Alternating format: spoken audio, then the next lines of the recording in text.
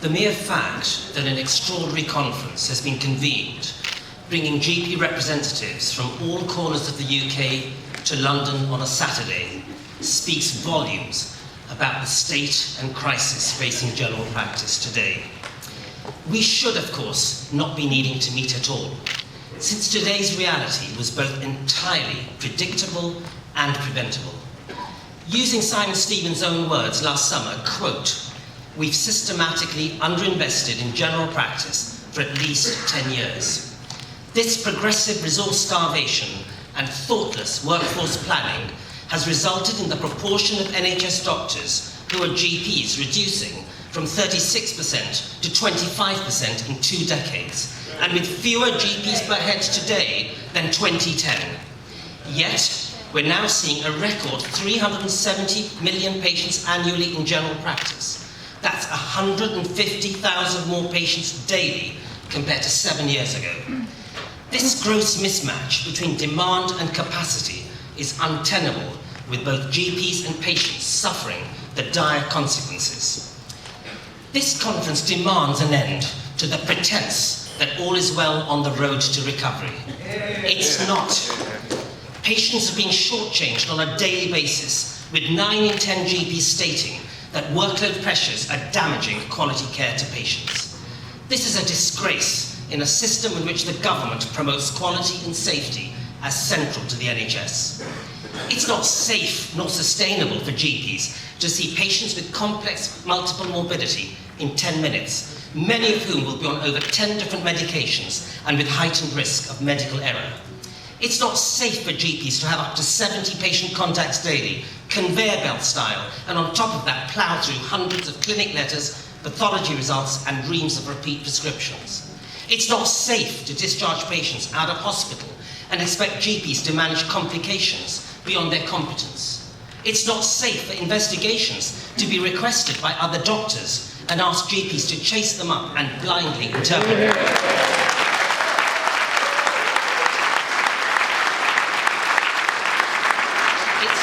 It's not safe for GPs to be told to prescribe specialist drugs outside their expertise, and worse, without even seeing the patient. It's not safe for GPs to be examining patients while simultaneously having to take urgent calls from hospitals, district nurses, social workers, and also be called for an emergency home visit at the same time. It's not safe for practices struggling with unfilled vacancies to be forced to carry on registering patients when they haven't the doctors or nurses. And it's not safe to fuel the political hyperbole of routine 7-day services, taking GPs away from ill elderly housebound patients in greater need. To put it simply, it's not safe to carry on the way we are, and which is why this conference is declaring that general practice is quite literally in a state of emergency. And we must put an end to the adulteration of the word safety by an inspection regime in England that measures safety in terms of curtain cleaning schedules, scrutinising minutes.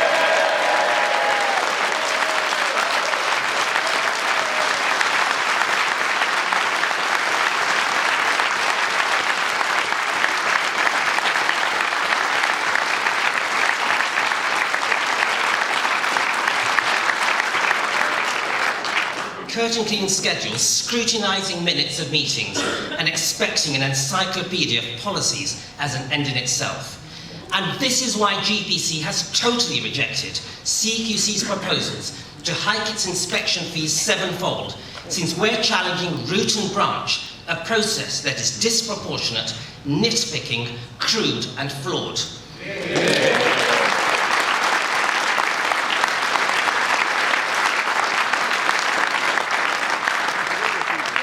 There are more motions on CQC than any other part of this agenda today, highlighting the damaging impact this regime is having, and why over 1,900 practices responded to GPC's current CQC survey in less than 2 weeks. 9 out of 10 GPs believe that CQC's ratings are flawed or misleading, and less than 3 in 10 practices rated good felt their inspection was an accurate measure of quality. So it's not about an axe to grind. Nearly 8 in 10 practices say they reduced care for patients while spending days per month in preparatory paperwork, and thousands of appointments nationally are cancelled on the days of inspections, denying patients access to GPs and nurses. Now, of course we need to regulate for safety, and we're not talking about turning a blind eye to poor care. But what we don't need is a bloated behemoth charging £40 million to identify 4% of practices deemed inadequate, while the true cost to the NHS is far higher, with practices spending millions more on GP locums, overtime and backfill in preparing and during inspections.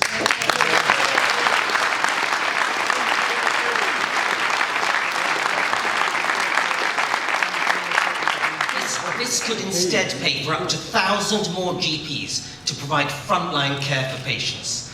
Further, it's tragic that GPs and practices live in a climate of fear, in which CQC takes no account of your circumstances and blames, names and shames you, even if you're running on empty with skeleton staff or locked into inadequate premises not of your own choosing.